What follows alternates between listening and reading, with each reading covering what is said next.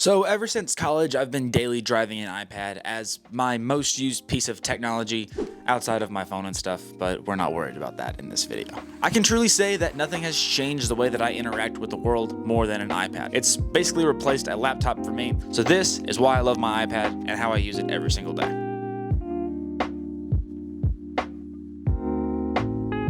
So the first and primary use for my iPad is note-taking and brainstorming and just generally drawing. And so for this section of the video, I'm going to bring you guys into my iPad. So let's go for it. As you can see, you have my iPad home screen here. I have a second one. This is mostly for content consumption and things like that. But this is my, I guess, productivity work setup here. My apps of choice, except for Twitch, I guess. I have 3 apps that I use for drawing and design, but it's really mostly for brainstorming. And the one that I love the most and that I do drive every single day is called GoodNotes. As you can see, this is the home screen here of GoodNotes. I have notebooks set up for each individual kind of thing that I work on. So the podcast, the YouTube channel, TikToks, things of that nature. And then I also have the ability to do things such as quick notes where I can just kind of set up a little fast one, write some stuff out, have it for a little while. I also have notebooks for my courses from last semester. I just haven't gotten around to deleting them. For example, in the brainstorming section here and the brainstorming kind of quick notes notebook that I have, we have the outline for this YouTube video. The reason that I use GoodNotes over any other note-taking app is strictly because of the lasso tool. I can highlight stuff and I can just move it around. As you can see, my handwriting is brutal and I tend to write really tight together, and it just helps to be able to move stuff around, and that's my favorite feature of GoodNotes. Being able to write out your ideas, I feel like, is super helpful. I do like writing in a notebook. I do have one that I kind of keep around for, situations where I want pen and paper rather than my iPad. But when it comes to brainstorming, I can just draw, Venn diagrams or T-charts or whatever. And I have options to kind of do multiple different types of, I guess, brainstorming and thinking. And that's super important for me. Also, from a student perspective, it makes it super easy to catalog your notes for class. If you're in a field of study that requires a lot of note-taking, like medical or whatever, I highly recommend it just so that way if you spill your Starbucks, you're not completely boned. It's all saved to the cloud. It's not all wet and sticky now. It's worth doing. So I recommend if you're a student and you just take a lot of notes, an iPad is fantastic for that. And note-taking and overall just use of this Apple Pencil is the primary reason that I use my iPad every single day.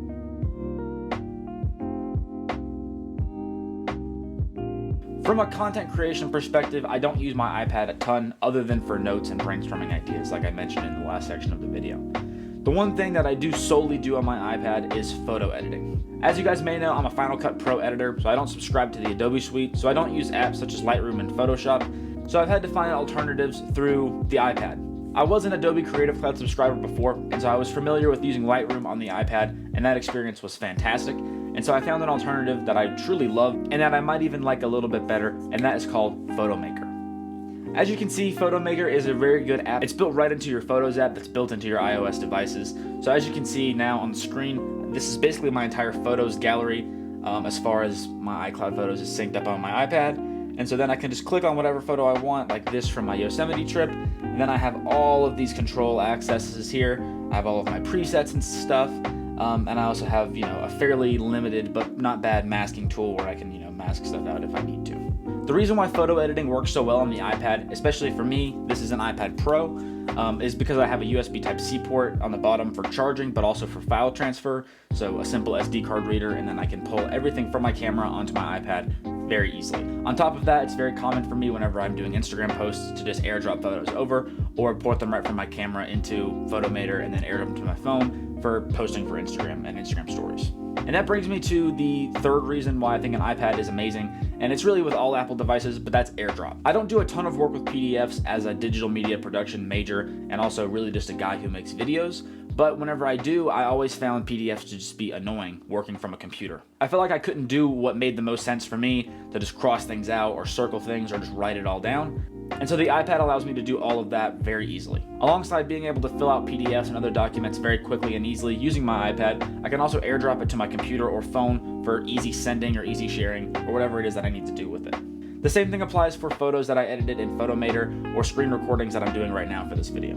So those are all the main reasons why I use my iPad every single day.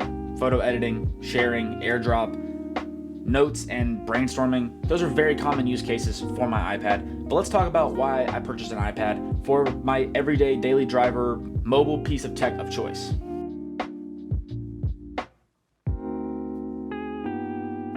My goal with having the iPad was that it would make note-taking fun for me, which is exactly what's happened. And since that's been a cornerstone of my life, just writing things down, I'm much more organized.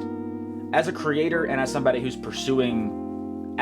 pursuing creative endeavors and creative work and entrepreneurship in general, it's super important, I think, to be able to manage your ideas, and that's what the iPad allows me to do. Using apps such as GoodNotes, like I mentioned here, and many others, I'm able to now organize my ideas very efficiently, and that's all thanks to the iPad. Alongside that perspective, I think the iPad is the best tool for students possibly ever made. Obviously, certain degree works can't take advantage of what the iPad brings. If you're an engineering student, just get a computer.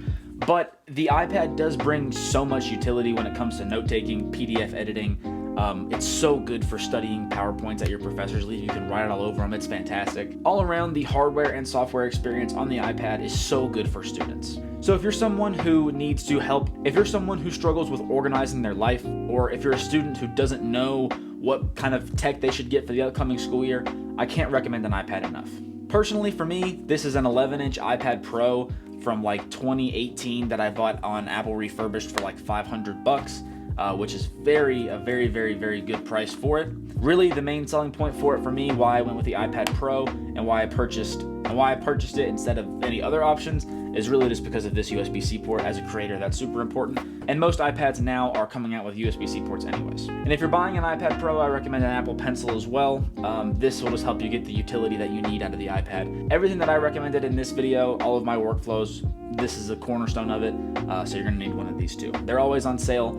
I think I bought mine for like $100, something like that. So if you were 50-50 on whether or not you should buy an iPad or not, for school or for work or for whatever it is that you want, I can't recommend it enough as somebody who's been using an iPad for about 1.5 years now. It truly is the best, and it's changed my life for the better. Thank you guys so much for watching this video.